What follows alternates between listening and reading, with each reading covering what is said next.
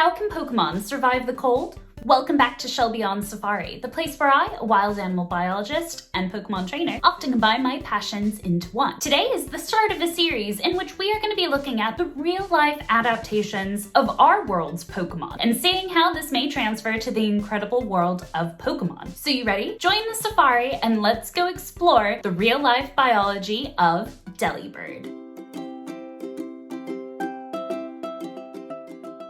Delibird is quite the unique Pokemon. It is the only known Pokemon to learn the move Present by leveling up, but it also has a pretty consistent Pokedex entry across the ages, which states that they always carry food, and in fact, often share it with humans who get lost atop cold mountains. But did you know in Ruby, Sapphire, and Emerald's Pokedex entries for Delibird, it actually mentions Mount Everest by name and suggests that a Delibird helps some humans along their climb of this impressive peak. Is there a Mount Everest in the Pokemon world, or were they referring to our world?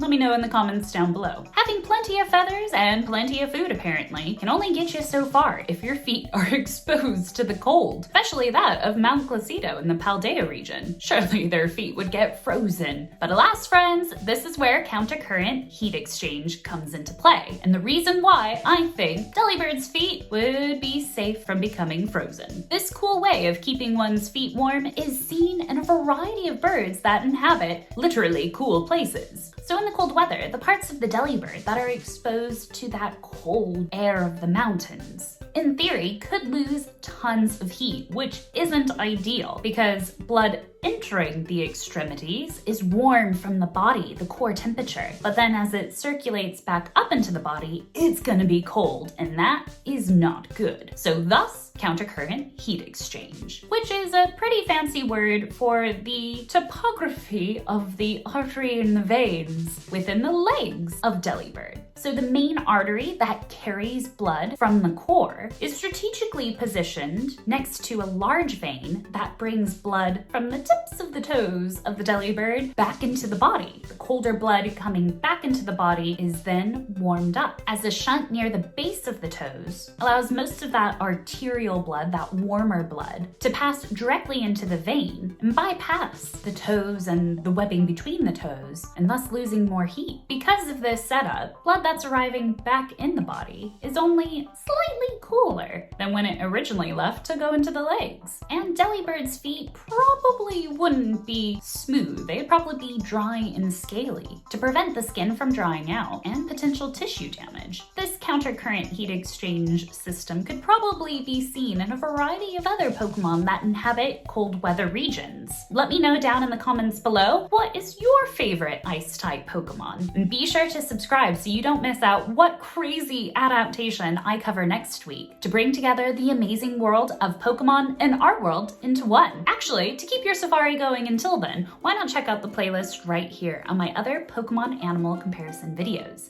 Thanks so much for watching, and I'll see you in that video.